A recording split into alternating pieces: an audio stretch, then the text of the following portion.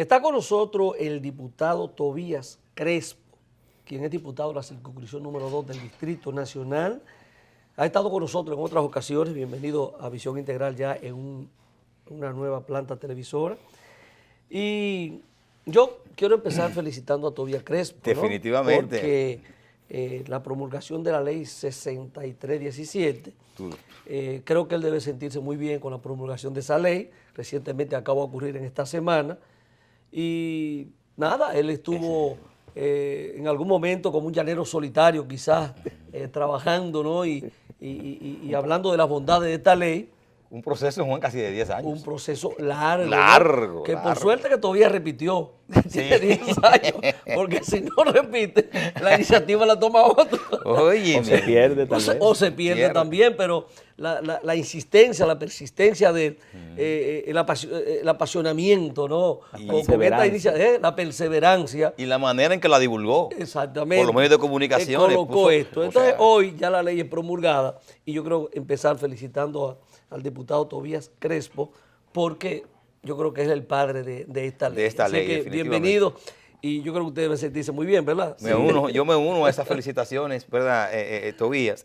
Sobre todo que nosotros como programa también fuimos parte, donde todo ese periplo tuyo que hiciste durante muchos años, de dar a conocer el proyecto, nosotros también fuimos parte de ese proceso. ¿Qué nos espera ahora? Bien, gracias Juan José y Luis por invitarme de nuevo a este espacio y sobre todo por respaldarnos no solamente a nosotros, sino a una gran cantidad, yo creo que casi todos los dominicanos y dominicanas que en esta ley ven un nuevo cambio en la forma en la cual se está desenvolviendo las actividades de la movilidad, el transporte terrestre, el tránsito y la seguridad vial. 50 años después. Sí, 50 años después de tener la ley 241 67. Y también queremos felicitar al presidente de la República, que de manera valiente tomó la decisión de promulgar una ley como esta, una ley que aunque hay muchos sectores, sí, usted sabe que incluso cuando el Congreso lo aprobó, hubo sectores que trataron de incidentar y yo tuve que defender cada uno de las críticas porque de manera definitiva nosotros nos hemos graduado durante más de casi 12 años trabajando, aunque en la Cámara ha durado 5 años y medio, es decir, duró 5 años y medio y gracias a Dios que también quiero agradecer a todos mis colegas de la Comisión Permanente de Obras Públicas que yo presido, que también le dedicaron y entendieron que este era un proyecto país. Todos los diputados de todas las bancadas votaron favorables, y del PRD, del PRM, del Reformista, los minoritarios y también de mi partido, el PLD. Además, en el Senado, todos los senadores que estaban favorecieron esto. Está la voluntad política del presidente expresada en su programa de gobierno, en su lanzamiento de campaña, en su toma de juramentación. Hace 4 meses dio un decreto puente en lo que se aprobaba esta ley para que la Comisión Presidencial para la Seguridad Vial presentara un plan estratégico de seguridad vial y este plan estratégico no podía echar a andar, Juan José, si la ley que contempla sanciones y todo lo demás no estaba aprobada. Es decir que nosotros ya no tenemos excusa del tema de la ley, ya tenemos ley de transporte terrestre que no teníamos, ya tenemos ley de seguridad vial, ya tenemos ley de movilidad y un ajuste a la que ya dejó de ser la ley 241, que era una ley de tránsito únicamente, de conductas, inconductas, sanciones y los documentos oficiales, que nos toca como desafío, como reto. Y el reglamento, porque a veces se promulga la ley y si no hay reglamento de aplicación, hay leyes que han durado años yo creo que promulgadas y entonces, ¿dónde está el reglamento para la aplicación de la ley? Mira, yo creo que tú has dado en el clavo. Esa es una nueva lucha. Porque no solamente un reglamento, esta ley tiene 30 y pico de reglamentos. ¿Por qué? Más de 30 reglamentos. Sí, y tiene plazos para esos reglamentos. El Consejo Directivo del Intran, a partir de la promulgación del presidente, tiene que dar salida a una serie de reglamentos, primero que no existían, y segundo, otros que están obsoletos, como el de pesos y medidas, la regulación de las escuelas de conducir, los manuales de señalización que existen, pero hay que ajustarlo. Es decir, tal vez el trabajo, si se hace una división social, puede salir y no creo que haya problemas, porque también la voluntad del presidente expresada hace que muchas cosas sucedan. Me explico. yo tengo muchas expectativas porque por vez primera escuché al presidente en el lanzamiento de campaña hablar de seguridad vial y de transporte terrestre y después también hizo... Me tomó la palabra. Sí, hizo almuerzos con los periodistas, con los medios de comunicación, con la Cámara Americana de Comercio y cuando se juramentó habló, yo digo, bueno, si cuando el presidente habló de visita sorpresa, tan extendida, construcción de escuelas, plan de alfabetización, apoyo a las pequeñas y medianas empresas, apoyo al turismo, todos los ministros le caían detrás, ¿verdad? Y los directores generales, porque es cuando el presidente de la República pone en su boca un tema, ya define de por sí una línea de acción, una directriz. Entonces eso a uno le toma en buena expectativa y más uno teniendo tanto tiempo detrás del tema, y yo sabía que iba a tener un final feliz cuando escuché esas palabras del presidente, porque en todos los países, si se da la voluntad política, las cosas empiezan a cambiar. Pero usted habla de más de 30 reglamentos, ¿no? Porque creo que eran 7 instituciones, o son 7 instituciones. Eran 12 que interactuaban. 12 interactuaban, sí. Yo tenía entendido que eran 7 u 8. 8 generales. 8 generales. Pero entre departamentos y otras instituciones. 12 instituciones. Intervenían 12. Pero en total son 17, que se reducen a 7. No. Por ejemplo, el departamento de vehículos de motor de impuesto interno, eso pertenece a impuesto interno, pero tiene el registro del vehículo. Queríamos pasarlo, no pudimos, pero lo que logramos completar fue que el Intran se conectara en línea a la base de datos. Porque lo que pasa es que ahí hay una serie de elementos que trastornaban y tal vez de aquí a 20 años ese traspaso iba a crear muchos problemas y decidimos por lo menos porque el Intran lo que necesita de impuestos internos, del registro de vehículos, es el tema para la inspección técnica vehicular y el plan de renovación, entrar a esa base de datos para ver el diagnóstico del parque vehicular y toda su configuración. Entonces decimos que eran 8 direcciones. A nivel general. Funcionan sí. en 2 ahora. Sí. Se crea el Intran como instituto y se crea el DGCET. ¿No? DGCET. Sí, Dirección General de Seguridad de Tránsito y Transporte y el Intran. Correcto. Yo digo, esos más de 30 reglamentos que hay que hacer, no pudieran pasan a funcionarse en esas 2 instituciones. O sea, esos 30, no se harían 2 reglamentos donde estén contemplados todas esas lo más importante, normativas del tránsito en esas 2 instituciones. Sí, lo más importante es, como tú dices, para que empecemos a andar la institucionalidad, lo primero que debe existir es el reglamento interno del Intran, ¿verdad? Y el reglamento interno y administrativo y de la DGC. Luego, entonces, que eso se eche a andar, como hay un tema de una mesa de trabajo que lo está coordinando el Ministerio de la Presidencia, ¿verdad?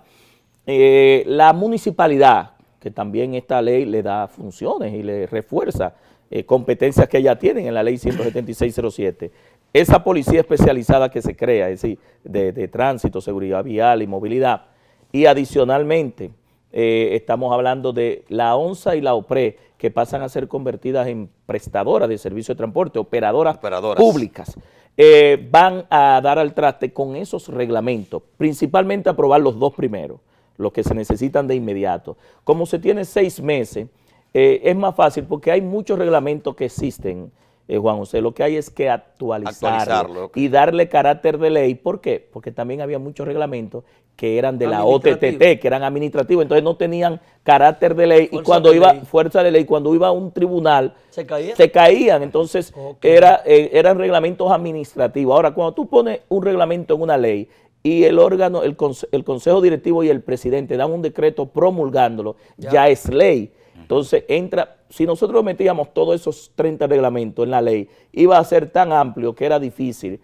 Además trabajan ahora para estas 2 instituciones. Claro, pero es que hay cosas del día a día, operativa, dinámica, que van cambiando con el tiempo, con la tecnología, con las nuevas modalidades de transporte, que no te lo puedes poner en una ley. Incluso al final, ¿qué te dice? Cualquier otro reglamento que las necesidades del sector, es facilitar la operatividad de la ley, porque este sector cambia mucho. Ustedes han visto que en el sector letal, si vino una empresa nueva, movió, quisieron restringirla y ya entonces se ajustaron los demás gente, porque también hay un tema de libre competencia, de mercado, de una lucha por los pasajeros y por todo el sector. Entonces, eso lleva a una readecuación de los reglamentos y entonces el Intran tiene que estar monitoreando. Incluso la ley establece una especie de mesa consultiva, una especie de plebiscito o de, vamos a decir, de escuchar a los diferentes agentes universitarios, académicos, prestadores de servicios, ONG que trabajan con víctimas de accidentes de tránsito, con la educación vial, la seguridad vial, los empresarios que puedan aportar, y en esa mesa de consulta entonces se someten al Consejo Directivo. Es decir, que también la ley da a futuro una visión de que la ley puede ser aplicada de manera gradual, porque hay gente que entiende que una vez ya aprobada la ley se resolvieron todos los problemas. Así y no, tal vez la ley va a depender incluso la modificación a futuro de otras leyes. La ley de seguro y fianza, por ejemplo, la ley de seguridad social, porque ahora los transportistas hay que meterlo en la seguridad social, en los seguros familiares de salud, en las pensiones, porque la caja de pensiones desaparece. Exacto. Entonces, pero no es que desaparezca para desaparecerla, no, es que para que los choferes tengan garantizada la seguridad social, porque no había la ley 8701 en el año 1967 o en el 71 cuando se aprobó la caja de pensiones, que ha sido infuncional, porque nada más hay 1000 y pico de choferes pensionados, hay 68,000 y pico esperando en un turno. 68,000 esperando. Sí, y 38,000 evaluados por salud y edad. Son 100,000 que aplican, pero no pueden pensionarse porque cuando van allá le dicen que no hay presupuesto, que tiene que esperar que se muera uno. No sé si me entiendo, uno se ríe, no, claro. Pero yo pasaba mucho, me indignaba mucho cuando era director de tránsito, que le daba una certificación de la licencia de conducir a esas personas ya envejecientes que duraron 40 años en el volante, ¿verdad? Pero bajo un esquema informal, porque el transporte se ha manejado informal. Un propietario de una guagua se la da a un chofer, le paga un precio fijo mensual, una tarifa fija y se gana lo demás. Nunca ha cotizado, nunca, cuando cree que cuando vaya ahí iba a conseguir algo y definitivamente cuando iba no conseguía nada. Así es. Tobías, en la ley establece lo que es un consejo de dirección. Y en ese consejo de dirección están representados diferentes actores, ¿verdad? De lo que es todo el sistema, ¿verdad? Sí. 7. Entonces, me llamó mucho la atención que en lo que respecta, digamos, a lo que es la exclusión al representante de transporte de la carga del país y otros transportistas como son escolares y acarreos, que están fuera del consejo. No, se sacó a todos los intereses privados, se decidió sacar del sector. Hay un enfrentamiento muy fuerte, ustedes lo han visto en la prensa, con el CONE, la IRD, los transportistas. Habíamos metido un consejo para llegar a un acuerdo, ¿verdad? De 17, imagínate, un consejo directivo de 17 entes, metiendo la parte oficial, la municipalidad, con todo, iba a ser difícil, inmanejable, y que sobre todo al inicio salieran esos reglamentos, que es su gran preocupación y la mía también, la efectividad de esos reglamentos. Entonces, ¿qué se decidió? Poner al Ministerio de Obras Públicas, que lo dirige, porque él es donde está escrito el Intran, al Ministro de Interior y Policía, que es el jefe de la policía y de la DGC, que se crea, además de la política de seguridad pública, y la seguridad vial es parte de la seguridad ciudadana. Ya. El Procurador General de la República, que tiene una función muy importante desde el punto de vista preventivo y represivo y correctivo con la aplicación de la ley del Ministerio Público. El secretario general de la Liga Municipal Dominicana para que representara a toda la municipalidad, a todas las alcaldías, muy bien esa parte. Y por otro lado, el director ejecutivo del Intran, con voz pero sin voto, como él es el que tiene el mayor poder dentro del sector a nivel ejecutivo, se decidió que no tuviera voto y que si hay algún empate pudiera tener la capacidad. Y el ministro de la MEPI, porque también nosotros tenemos que entender que el transporte, la movilidad es el desarrollo del país. Si se paraliza el transporte y la movilidad, el crecimiento de la economía se paraliza. Entonces, eso es un sector estratégico importante. Entonces, hay que buscar fondos, y por eso sensible, para que el transporte y modalidades nuevas de transporte hayan recursos para financiar el desarrollo del sector, que es muy importante. Por eso es que el FONDE pasa a ser la Dirección de Desarrollo e Inversión del Intran, cuando deja de existir. Y a la vez también se introdujo el Ministerio de Salud y de Educación. ¿Por qué? Porque una vez que pasa el accidente, ya deja de ser un problema de infraestructura vial y pasa a ser un problema de salud pública. Entonces, todo eso se carga al presupuesto de salud, donde el 2.5 se gasta en los hospitales traumatológicos, más de 60,000 millones mal contados gastamos en el Ney Arias Lora, en el Por el Darío tema de los Contreras, accidentes de tránsito. con los accidentes de tránsito, sin Más la incluir, destrucción de la propiedad pública. Que sin también incluir nadie los daños a la responde. propiedad pública, Privada. las indemnizaciones, los pagos de las empresas de seguro para los vehículos, las afectaciones. Pero en el caso de educación, ¿por qué se incluye? Porque la ley apuesta mucho a la educación para la prevención, inserta, según está establecido en la Estrategia Nacional de Desarrollo y el Pacto por la Educación, que ya se firmó, a la educación vial en los niveles iniciales, las estancias infantiles, con libros de contenido para ese tema, la educación básica y media. Nosotros aspiramos a que en una generación educativa nosotros logremos crear una nueva cultura ciudadana y debe empezar desde ahí, desde abajo. Por eso se establece que el Ministerio de Educación junto con el Intran van a establecer una única política pública oficial de la educación vial. Aquí habían 5 instituciones educando. Y Juan José, yo te pregunto, ¿qué estábamos educando? Nada, mal educando. Entonces, la pregunta es, en este tema va a haber un ente, que es la Escuela Nacional de Educación Vial, que va a regular las escuelas privadas, va a capacitar a los choferes de cada una de las modalidades de transporte. Es crear una cultura a partir de la promulgación Claro, de esta primero ley. de educación vial, de seguridad vial y una nueva cultura. Mira, una ley per se no cambia comportamientos. Así es. Entonces, para poder cambiar comportamiento debe mezclarse, por un lado, la parte educativa y por otra parte, la parte sancionadora, es decir, el régimen sancionador. Yo lo resumo fácil, a Dios rogando y con el mazo dando. Es decir, tenemos también que tener, aparte de educar, porque tú me dirás, Tobías, pero el mismo dominicano que hoy irrespeta aquí, se monta en un avión y allá respeta, entonces no es educación. Aquí hay gente con maestría y doctorado que te parquean encima de una acera y te dicen que a nadie le puede. Entonces, es una concientización. Mire, vamos a hacer una pausa, interesantísimo, nos faltaría mucho tiempo para hablar de esto, pero vamos a hacer la pausa que es obligada y retornamos conversando con usted. Gracias.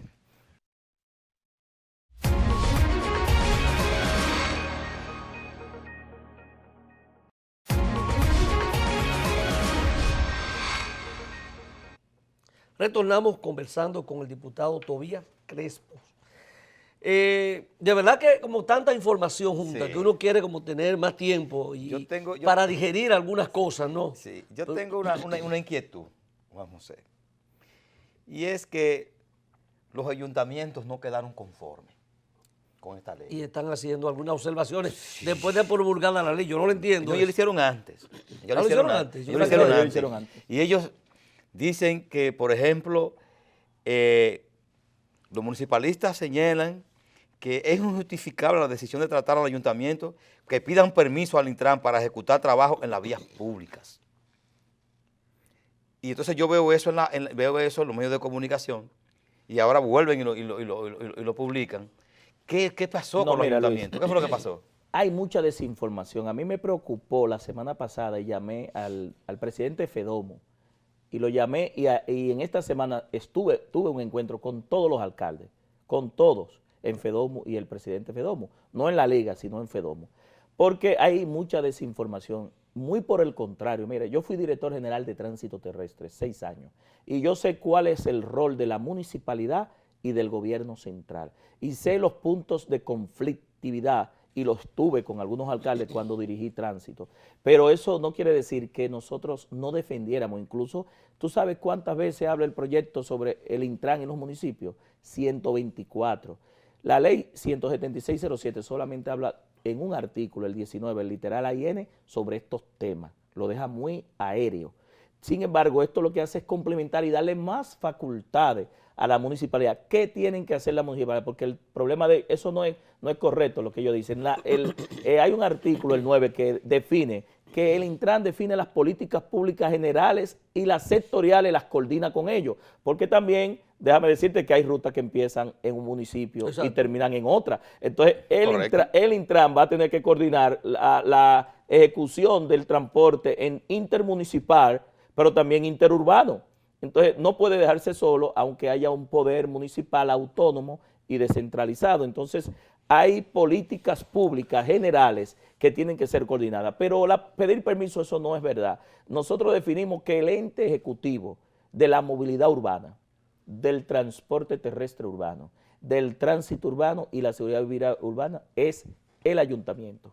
Ahora, ¿qué ha sido la crítica de los ayuntamientos? Pero han tenido... Que querían las multas. El dinero de las multas, querían parte del dinero de las multas. Pero esa misma competencia que usted señala, ¿la han estado ejecutando los ayuntamientos? No, pero solamente 2 alcaldías, Santiago y el municipio cabecera de Puerto Plata. Pero no es que la ley, al contrario, esta ley lo que le refuerza eso. A partir de ahora, yo espero que el Intran, en ese ente de coordinación con ellos, establezca los departamentos de movilidad, ¿verdad? Movilidad, transporte, tránsito y seguridad urbana de cada ayuntamiento, porque así, ¿qué van a tener que hacer los alcaldes? Y eso le va a generar dinero, regular la publicidad exterior, que afecta a la seguridad vial, ¿verdad? Los obstáculos.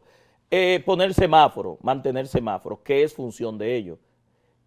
Hacer reordenamiento vial, cambio de vías y de sentido, señalizar horizontal y verticalmente, ponerle los nombres a las calles. Esas son funciones que son del alcalde, eso no se lo quita nadie. Y ahora le estamos dando el cobro de las rutas. La ruta que hoy cobraba ME en el Gran Santo Domingo y la OTTT, donde los ayuntamientos no han asumido el rol de la ruta, la van a cobrar ellos. Es decir, muy por el contrario, yo convencí, expliqué a toda la municipalidad sobre este tema. Ahora, ¿dónde no pudimos lograr? Conseguir un porcentaje de las multas que ellos querían para la municipalidad. Tiene una distribución en el proyecto. Sí, o sea, 75 a la Procuraduría, que cobraba el 100, le logramos quitar un 25 para el Intran. Lo justo debe ser.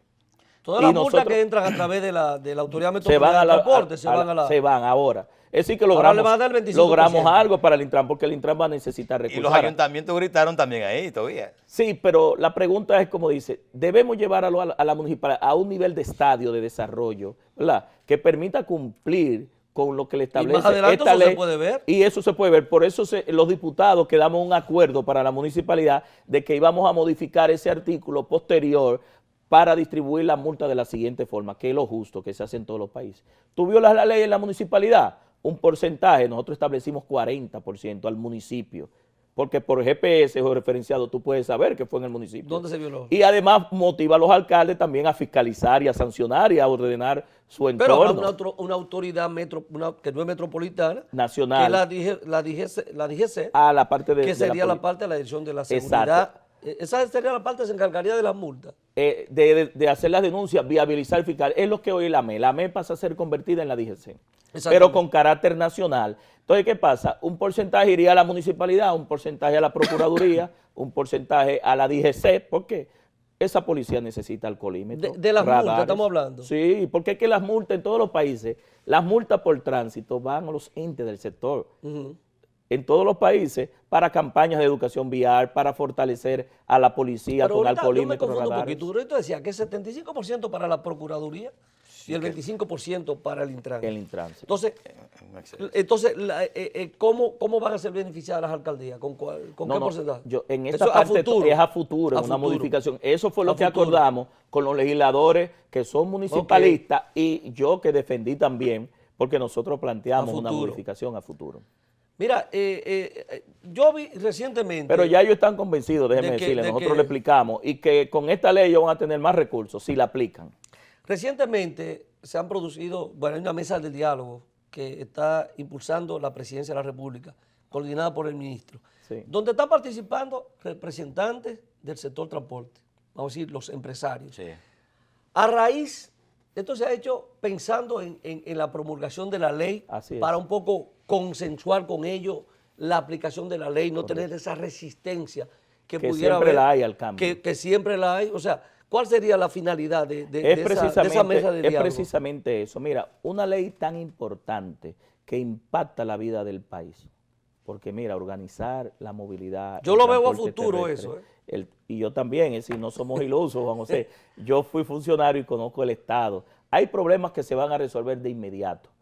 Oye, de inmediato, que la gente sepa que las multas son de 1 a 5 ¿Qué cosa es lo que va más rápido en esto? Yo digo, el tema, el otro día me dice una persona que me maneja las redes, Tobías, tu ley no se ha aplicado y ya veo a 2 motoristas, el conductor y el pasajero con casco. Yo vi uno. Mira, ya están los 2, ya no ha empezado y ya. Entonces ya hay un tema de que el mismo nivel de las multas, del nivel de la multa, el pago voluntario, el cobro coercitivo, lleva a un stop en muchas de las violaciones. Eso por un lado.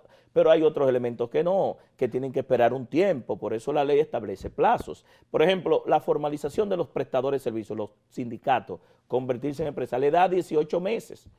Pero si lo hacen con un tiempo más largo, no pueden abordar al plan de renovación del parque vehicular, a la certificación de los choferes y a ciertos incentivos que va con el fondo, ¿me entiendes? Entonces ellos van a tratar de formalizarse lo más rápido posible, porque si no lo hacen, no van a renovar el parque vehicular. Es decir, están a cierto tipo de iniciativas bien amarradas y bien apuntadas hacia futuro. El tema de los reglamentos te dice 6 meses. El tema del plan de renovación del parque vehicular dice 10 años. Yo creo que se va a hacer en menos, porque con esos fondos que hay en tesorería de los 50 centavos y los aportes que tienen que hacer los transportistas, porque no podemos caer en el plan Renove donde todo el dinero se usó de los bolsillos nuestros. Entonces, ¿cómo va a ser el fondo? ¿Cómo va a ser el fondo? Ya eso lo va a determinar el presidente. La ley sugiere, pero no obliga, a un tipo de fideicomiso, apelando a una fiducia que garantice estos fondos de estos 2.000 millones que están los que van a aportar los transportistas, y que un tercero garantice que eso se haga transparente para evitar lo que ha ocurrido en otras ideas, en otros pasos. Entonces, pero también hay el tema de la capacitación. El Intran con la escuela NVIAR va a tener que certificar a todos los choferes en todas las categorías de las profesiones a las que se dediquen. Pusimos 4 años, son 40.000 y pico de choferes, pero eso es un objetivo que puede ser logrado. Certificarlo, evaluarlo, examinarlo, hacerle todos los análisis del lugar. No, y evaluarlo de manera continua. Entonces, es una situación de que no es de la noche a la mañana. Es decir, yo no creo que todos los problemas se van a resolver. Ahora, sí entiendo que está expresada la voluntad del presidente. Ahora en diciembre nosotros aprobamos 5.800 millones de pesos para el transporte, que no estaban en el presupuesto del año anterior. Quiere decir que no es nada más que el presidente dijo la voluntad, sino que lo puso los fondos. ¿Eso para la renovación? Para diferentes iniciativas que están dentro de la ley, que ya el presidente anunció el 16 de agosto. Pero también está la formación de los agentes del sector y el uso de las tecnologías. A mí no me cabe la menor duda que con esas 4 variables, trabajando y empujando hacia un mismo fin, nosotros vamos a ver un cambio. ¿Cuándo? La aplicación y la voluntad también de los agentes en favor de ese cambio, aportemos todos. Tengo una inquietud, diputado. ¿Cuál va a ser el mecanismo a través del cual una multa a un peatón, ¿verdad?, la va a poder lograr? A través de su cédula. Porque vemos ahora que todo lo que conducimos, que parece ahí, pásame tenemos una licencia de conducir, da brega el número de licencia es el número de tu cédula, ¿verdad que sí? Sí. Ahora, tal vez el peatón no tiene un vehículo y tú no le puedes imponer la multa como con la foto. Cuando pase por donde no debe cruzar. Hay un tema de los peatones, muy importante, y los pasajeros. Lo que pasa es que la ley 241 lamentablemente nada más sancionaba a los conductores. En todos los países se sancionan a todos los usuarios de las vías, porque las normas de conducción son para que las cumplamos todos. Entonces a veces hay un peatón que te cruza, te provoca un accidente y tú matas a uno, te condenan a ti, pero ¿quién causó el accidente? Entonces se establece en la investigación técnica de los accidentes de tránsito con un peritaje y expertise, para que no sea la simple denuncia. Juan José iba bajando norte-sur, cruzó un vehículo, maniobró y impactó un motoconchito y lo mató. Y el otro dice, no, yo iba bajando sur-norte y fue Juan José. No. Entonces ahí saber quién tiene la razón ante un llenado de un acta es complicado. Me gustaría ver la reacción del primer multado. Sí, no, pero yo creo... Pero ¿qué pasa? No, es que la ley dice que si hay un puente peatonal y el peatón pasó por abajo, a veces el perro pasa por arriba y hay un instinto de conservación de la vida de los animales y del ser humano no. Entonces, usted entiende que si hizo el Estado una inversión para un puente peatonal, entonces el peatón tiene que estar por abajo. Usted tiene que esperar que la luz le dé para cambiar. Esperar la luz para que le dé paso. Eso hay que cambiar todo el sistema de semaforización y de señalización. Pero si no hay señal, por ejemplo, si no está el paso de peatón, la cebra, la ley te dice que a una distancia desde la esquina de la acera tú debes cruzar, pero no en la mitad y diagonal, pero también te dice que los pasajeros deben abordar los vehículos de transporte en sus paradas, no en cualquier sitio. Entonces también hay que crear un mecanismo de que los pasajeros vayan a su parada y que los peatones cumplan con la ley también. Diputado, tendríamos que tener nosotros un sistema de cámara tan casi universal para cuando se trate de una situación de un peatón. Porque cuando es entre vehículos, cualquier accidente en vehículo, los mecanismos han funcionado de manera precaria, pero han funcionado de alguna manera. Pero cuando se trata de peatones, ahí va a ser difícil la situación para poder decir, imputar a un individuo, usted fue el culpable de eso. No tanto, mira que lo que pasa, cuando un peatón cruza por un sitio donde no debe ser y un agente está ahí, hay forma para tú, si está el agente. Ahora, con las cámaras es difícil, ya la cámara y la ley establece la placa delantera y la placa trasera. El 911 está instalando cámaras y a futuro la misma ley establece la imposición de multa a través de fotos al que se va en la luz roja, al que cede velocidad y al que hace ciertas violaciones. Mira, a mí me y tu preocupa- pregunta es importante, si yo no tengo el dueño del vehículo, si la la placa y a quién voy a imponer la multa, se me dificulta con tecnología. Ahora, si el agente está, podemos ir llevando, porque en definitiva también, recuérdate que vamos a ir formando en las escuelas una nueva forma de que los ciudadanos Finalmente, dos se cosas. conduzcan bien. Esto es una selva, en términos de transporte, es una selva. Así Como dice uno- un video de manejo a la defensiva. Y es verdad. Afuera hay una selva. El tema del motoconcho, ¿Tú recuerdas, Luis? que todavía los vemos, que viene a regularizar el número de pasajeros en cada vehículo, el año, todo eso transforma todo. Esa realidad del motoconcho, ¿se podrá con eso? O sea, muchas veces yo digo, es posible Eso llegó para quedarse. que se pueda con eso. Mira, es verdad que llegó para quedarse y va a estar ahí. Es una realidad económica y social de mucha gente que no tiene ingresos, formas de generar ingresos y se va al delivery, a la mensajería, al mototaxi, como ellos le llaman, o utilizan el motor para conducción particular. Ahora, hay otra realidad que te da que es en el 67% de los accidentes de tránsito está involucrado una motocicleta y si queremos bajar los índices de accidentes hay que no en contra de la motocicleta, sino regular la motocicleta. Y Colombia lo hizo, Bogotá lo hizo, Medellín, lo hizo Guatemala, es decir, países que tienen niveles de crecimiento y de desarrollo menos que la República Dominicana, pero no había ley de transporte.